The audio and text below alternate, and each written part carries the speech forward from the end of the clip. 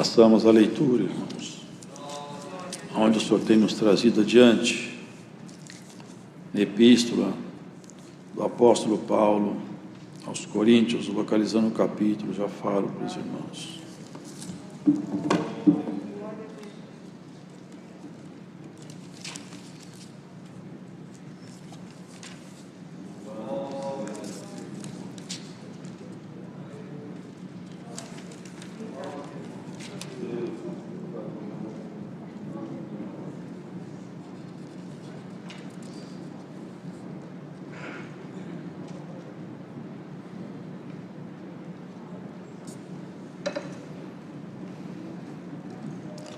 Uma leitura longa, mas nós vamos fazê-la toda. 15 da primeira epístola do apóstolo Paulo aos Coríntios.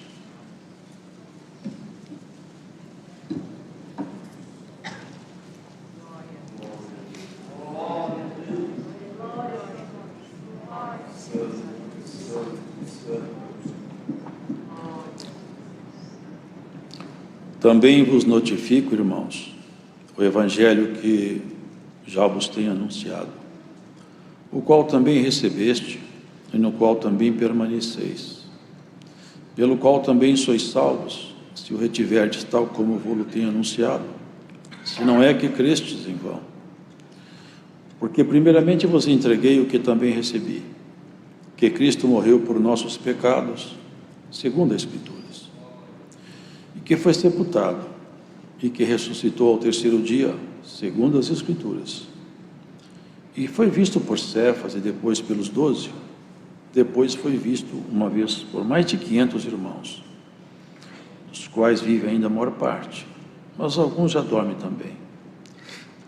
Depois foi visto por Tiago, depois por todos os apóstolos, e por derradeiro, de todos me apareceu também a mim, como a um abortivo, porque eu sou o menor dos apóstolos, que não sou digno de ser chamado apóstolo, pois que persegui a igreja de Deus, mas pela graça de Deus sou o que sou. E a sua graça para comigo não foi vã. Antes trabalhei muito mais do que todos eles, todavia não eu, mas a graça de Deus que está comigo. Então, ou seja eu, ou sejam eles, assim pregamos e assim haveis crido. Ora, se se prega que Cristo ressuscitou dos mortos, como dizem alguns dentre vós que não há ressurreição de mortos? E se não há ressurreição de mortos, também Cristo não ressuscitou.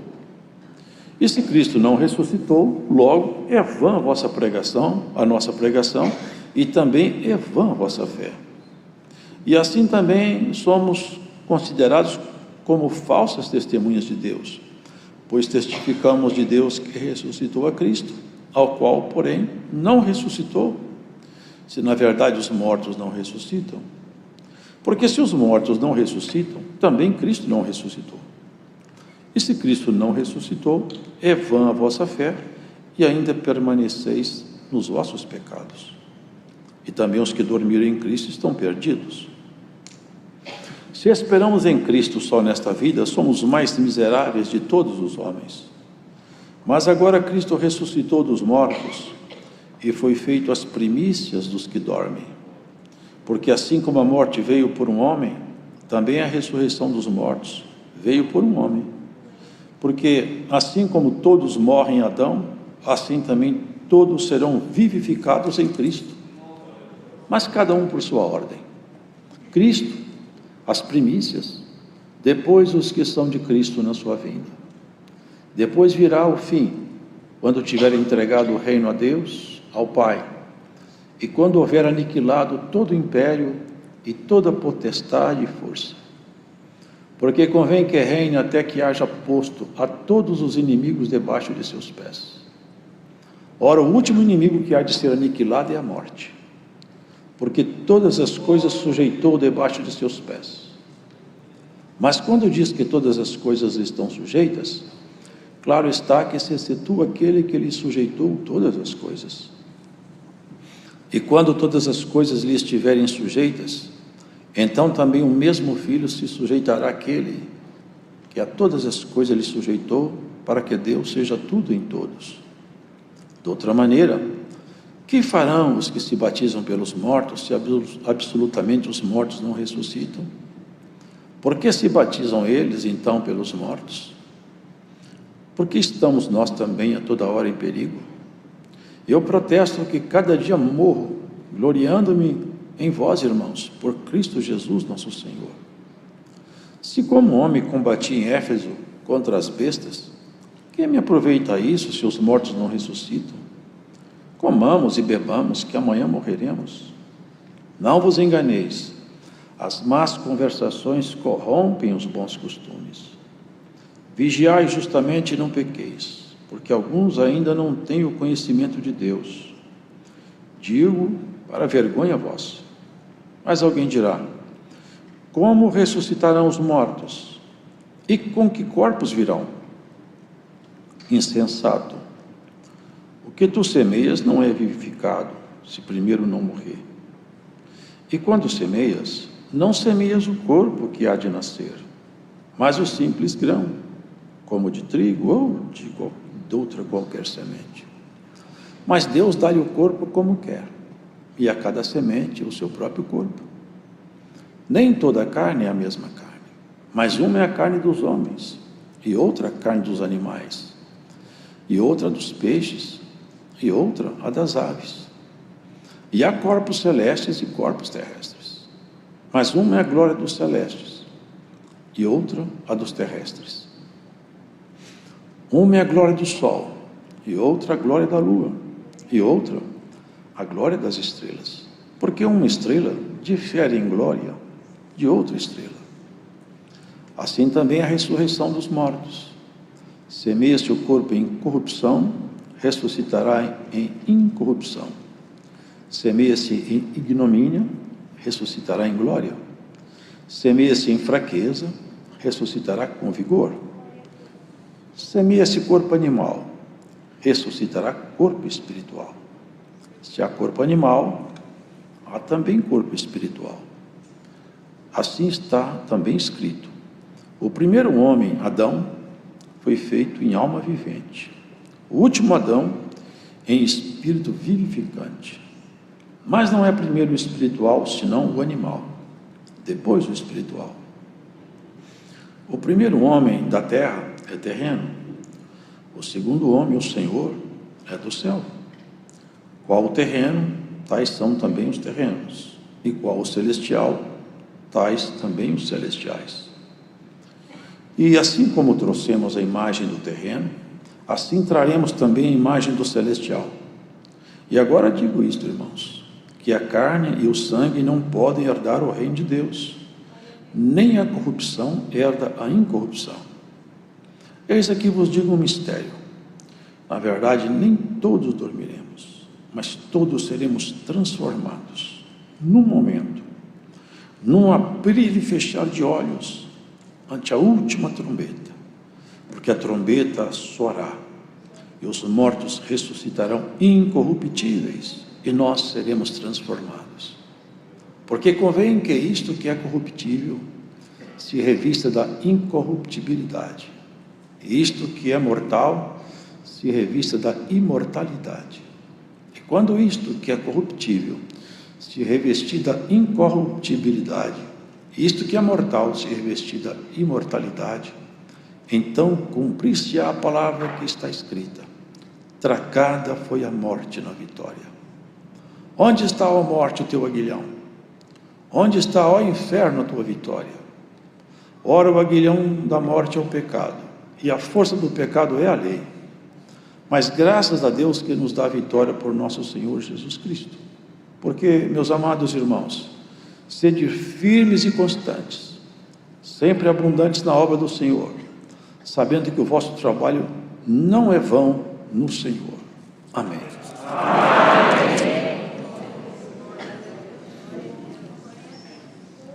Aqui se vê a diferença de um homem preparado por outro homem e de um homem preparado por Deus. Quando ele era preparado por outros homens, de si mesmo ele fala. E fala até que ele nem merecia ser chamado apóstolo.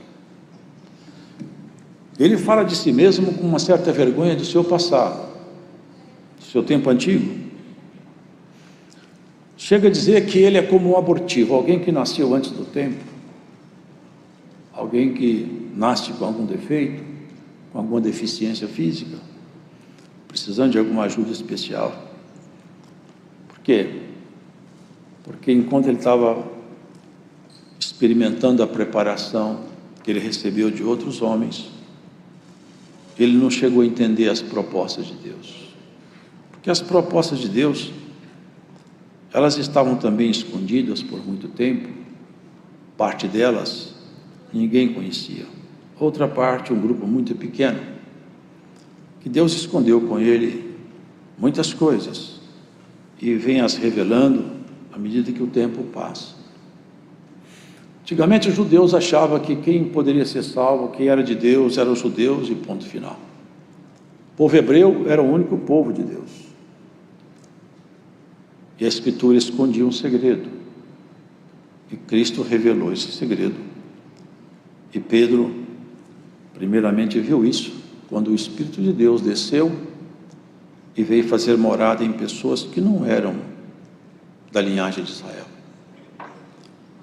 E eles falavam em línguas, manifestavam o dom de Deus. E ele não pôde resistir, porque ele disse: olha, como é que eu posso negar água àqueles a quem o Senhor não negou o Espírito? Batizar agora é o mínimo. O Espírito de Deus passou a morar neles. Que argumento eu tenho para falar que eu não vou batizar essa gente? Se Deus veio morar dentro deles, quem sou eu para negar o batismo? Ele teve que explicar isso aos irmãos na Assembleia, lá em Jerusalém. E assim Deus vai abrindo os seus segredos. E até quando nós não entenderemos também a nossa própria vocação? Até quando nós não vamos entender o que significa a graça de Deus? E que propósito tem o Evangelho de Deus conosco? Porque, lamentavelmente, entre nós temos irmãos que vivem religiosamente, fazendo as coisas mecanicamente, repetitivamente, e não percebem o que é a proposta de Deus consigo mesmo, o que Deus está querendo de cada um de nós, até onde nós temos que ir, o que é, afinal, que Ele pretende conosco. O primeiro homem, queridos, um pouco de pó na mão de um Deus todo-poderoso, vira o que Deus quer. Ele nem precisa de pó, porque não tinha nem pó, não tinha nem átomo, e ele criou todo o universo a partir do nada. E com um pouco de pó, ele fez uma estátua inerte, de matéria inerte. Nada ali tinha vida, era um pó transformado, porque onde Deus põe a mão, transforma, modifica, mas sempre para melhor. Diferente do inimigo, que onde ele põe a mão também ele transforma, mas sempre para pior. Quando é bonito fica feio, quando é vivo morre. Quando é honesto fica desonesto, quando é justo fica injusto. E bem-aventurado é aquele que pode dizer: quem molda o meu caráter é a mão de Deus. Porque quem é moldado pela mão do mundo, ele é moldado pelo nosso inimigo. E ele tem moldado a muitos, lamentavelmente. A muitos ele tem moldado. E molda se apresentando como se fosse o próprio bem personificado. E não é de admirar, porque se Satanás se transfigura em anjo de luz, nós não temos de admirar que seus ministros se transfigurem em ministros de justiça também. Adão era apenas uma estátua inerte. Aquela natureza foi transformada. Quando o assopro divino entrou nele, ele viveu. E passou a um ser vivo. Não sei com que biologia ele tinha, ninguém sabe. Mas uma coisa eu sei pelo texto escritural: e não tenho medo de afirmar. O que ele tinha como natureza humana não é precisamente isso que nós temos hoje. Por que eu falo isso?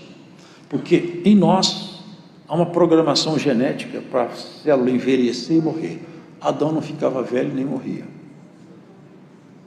Então não era igualzinho a nós, alguma coisa era diferente. Uma bênção que repousava nele modificou a sua natureza, não sei como era, mas alguma coisa diferia de nós, diferia. Ele veio do pó e virou um homem. Agora, a desobediência dele fez com que ele, de homem, fosse virar pó. Isso não era projeto original. O projeto era continuar cada vez melhor, não pior. Se o pó virou homem, o homem tinha que virar ser celeste. E o homem voltou a ser pó. Vocês percebem o que a desobediência faz? Muitos repetem hoje, Deus é Pai, Deus não vai pôr ninguém no inferno, Deus não põe ninguém. As nossas obras é que nos jogam lá. Mas ninguém se engane, hein? O inferno não está vazio e não ficará vazio. E quem não andar com Deus, ele está com o inimigo. Porque ele falou, quem comigo não ajunta espalha, e quem não é por mim é contra mim. Ninguém bata no peito e fala, Deus não vai pôr ninguém no inferno. Esse discurso, essa filosofia, porque isso é uma retórica de filosofia, tem levado muitos. Já levou Adão lá atrás. Uma boa retórica. O argumento filosófico muito bom. Virou pó. Por isso que Jesus é chamado o segundo Adão. Ele precisava de morrer. Subir na cruz em nosso lugar.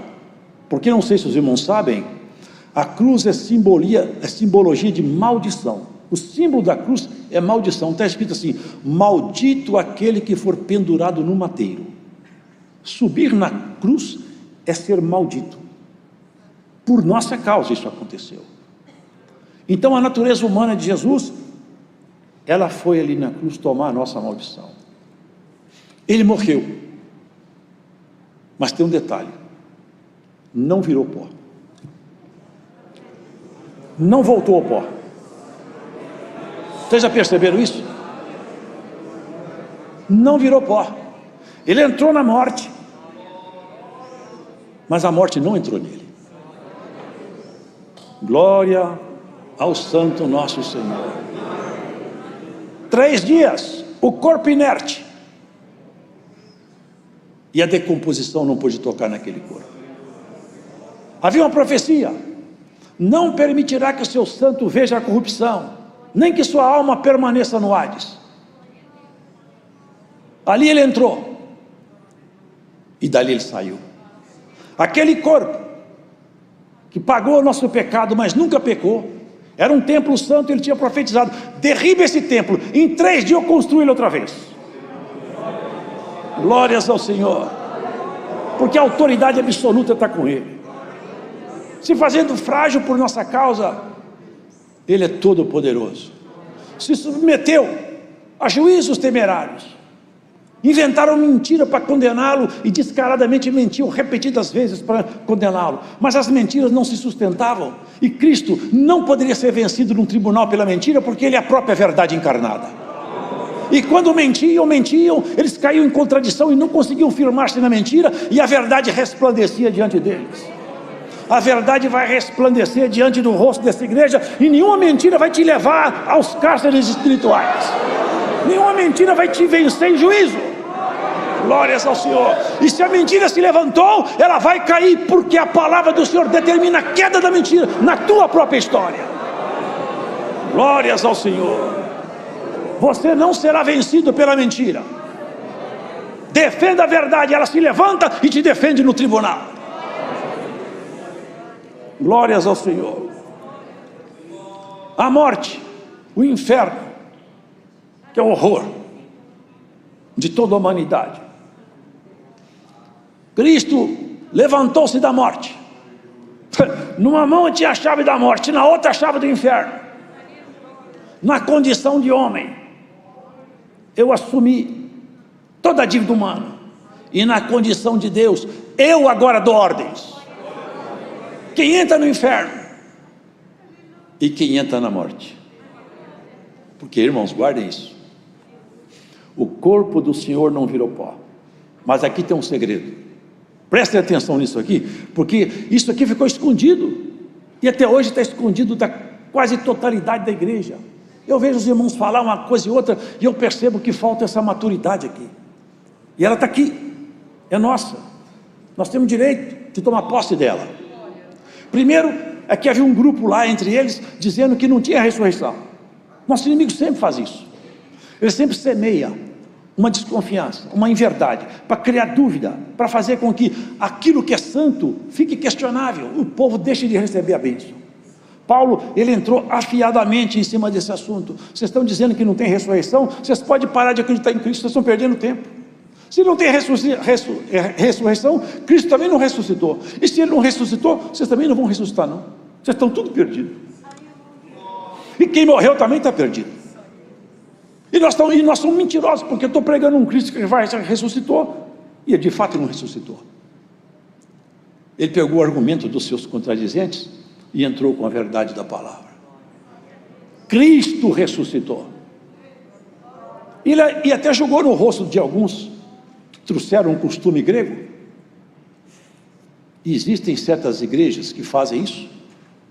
As pessoas morriam, vem o filho, ou o neto, ou quem seja. Meu pai não creu. No caso era a crença deles. Meu pai não creu em Deus. Mas eu creio. Me batiza que eu vou ser batizado em nome do meu pai. Que no meu batismo eu aperfeiçoo ele que já morreu. Paulo falou assim: vocês batizam até pelos mortos.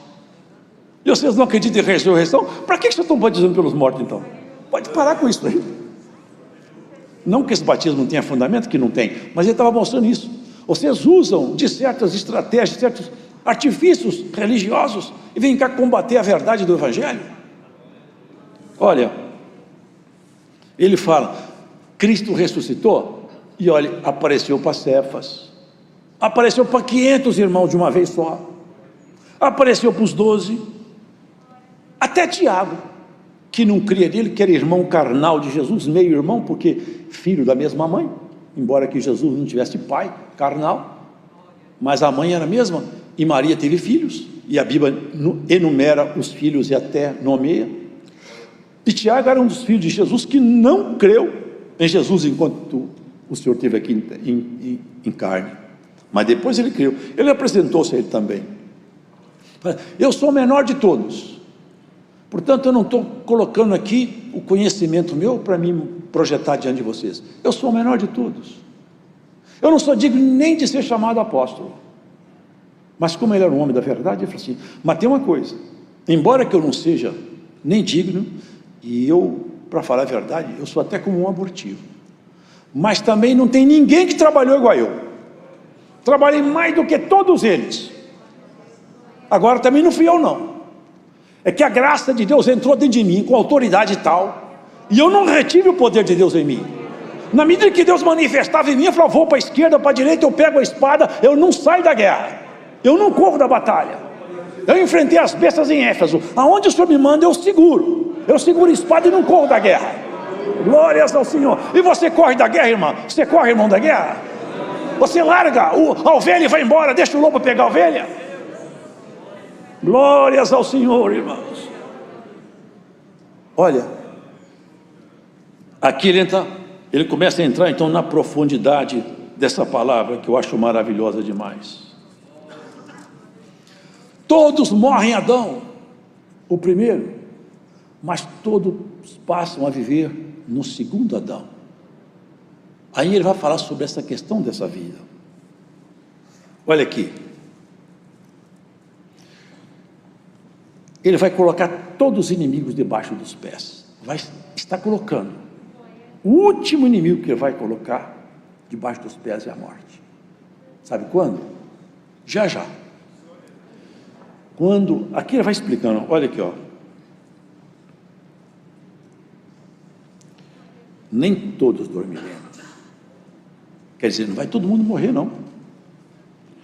Mas no momento, num abrir e fechar de olhos, ante a última trombeta, tem um anjo lá no céu, e ele tem uma trombeta na mão, e ele espera o Senhor falar com ele: posso descer e tocar? Espera mais um pouco. Quando este anjo colocar o bucal da trombeta nos lábios e fizer seu sopro, glórias a Deus, irmãos, quem tiver morto vai escutar o som da trombeta, porque na verdade quem está em Deus não morre. Quem tiver vivo vai escutar o som da trombeta. Se você estiver dirigindo, você vai largar o volante. Se estiver cozinhando, você vai largar a panela. Se estiver correndo, você vai parar. Se estiver gemendo, você vai parar de gemer. Você vai falar: a guerra acabou, tudo acabou agora, não tem mais conta para pagar, não tem mais filho drogado, não estou com marido bêbado, tudo acabou agora, Senhor. É hora de nós ir para casa, é hora de nós cantar o cântico que nunca jamais foi cantado. É isso que ele está anunciando, queridos, é isso que ele está anunciando. Eu quero falar para vocês o segredo de Deus, o segredo da criação, o que Deus está projetando conosco. Olha o que ele fala aqui. Alguém fica perguntando: como ressuscitarão os mortos? E eu quero saber que corpos eles terão. Irmão, vocês aí que estão ouvindo, preste atenção. Você acha que Deus vai ressuscitar o corpo seu átomo por átomo, célula por célula, molécula por molécula, fazer você voltar a ser essa pessoa que você era um pouco mais nova? Será que é isso mesmo? Vamos voltar com a nossa natureza, essa aparência nossa mesmo? Ou será que Deus vai fazer coisa mais excelente ainda? Vamos ver o que fala a palavra. Quando semeias, não semeias o corpo que há de nascer. Vocês estão percebendo o que está escrito aqui? Aqui, a teologia não aceita isso aqui, mas está aqui, está escrito: você não semeia o corpo que vai nascer, não. Quando você semeia uma sementinha, não nasce outra semente, nasce uma árvore, e a árvore nem parece com a semente. Quando semeia um corpo machucado, cansado, pode ser até bonito, pode ser até novo, porque muitos são novos, mas é tudo corpo animal. Quando põe essa semente aqui na terra, quando a trombeta tocar, não vai ser essa semente, vai sair um corpo novo. É isso que ele está dizendo. Olha, quando semeia, não semeia o corpo que há de nascer, mas o simples grão, como o de trigo, de qualquer outra semente. Mas Deus dá-lhe o corpo como quer, e a cada semente o seu próprio corpo. Mas Jesus ressuscitou com o seu próprio corpo? Claro que foi, e nem poderia ser diferente, porque se Jesus não tivesse ressuscitado com aquele corpo dele, toda a doutrina da ressurreição estaria comprometida. Ele tinha que mostrar para todos os discípulos. Ele falou para aquele servo que duvidou, vocês lembram? Tomé, vem cá, mete o seu dedo aqui do meu lado e vê, olha aqui como é que está rasgado o meu braço, minhas mãos, vem cá, sou eu mesmo. Ele estava mostrando: eu tenho autoridade sobre a morte, eu governo, eu sou Senhor, meu corpo está aqui de volta. Mas ele nunca deixou de ser Deus, nós não podemos esquecer isso. Quando Paulo foi transformado, e ele virou este homem aqui, magnífico, que entrava dentro da luz da ciência, vocês lembram quem cercou ele? Foi Jesus. Vocês lembram como foi? Não viu um homem de sandália conversando mansamente. Ele viu uma luz tão clara, tão forte, caiu do cavalo, o cavalo correu, soldados caíram para o chão, espada para um lado, porrete para o outro. Ele ainda por cima ficou cego, e uma voz lá de cima falou: Saulo, Saulo, por que você me persegue? Ele não perseguia Jesus, ele perseguia crente. Você estava falando: quem persegue esse povo mexe comigo, Saulo. Você entrou pelo caminho errado. Você está batendo na ponta da minha espada. Aqui que começou tudo. O Cristo que cercou ele já mostrou um pouco do seu resplendor para ele.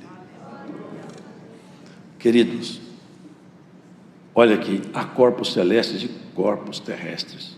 Uma é a glória do sol e outra da estrela, e uma estrela difere de brilho de outra estrela.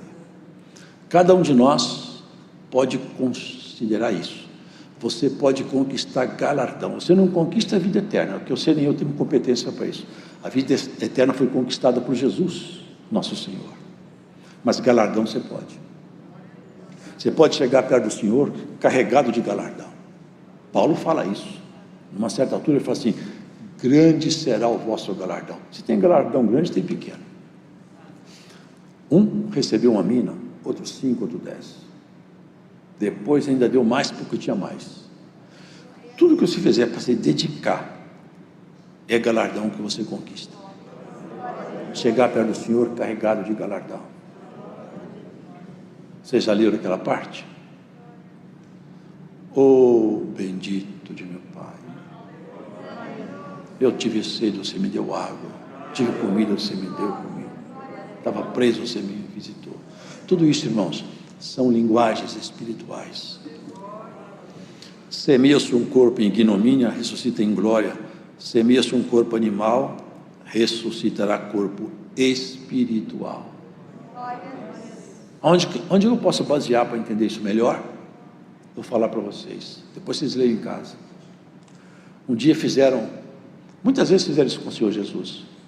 Criaram para ele um dilema, para ele ficar sem resposta. E o dilema foi esse. Uma certa mulher, mestre, diziam eles hipocritamente, ela casou-se, mas só que ela morreu e não teve filho. Aí casou o segundo com ela, mas ele morreu. O terceiro e assim até o sétimo marido, e todos os 7 morreram. Depois, por fim, também a mulher morreu. Agora nós queremos te perguntar uma coisa, lá no céu, essa mulher vai ser esposa de qual dos 7?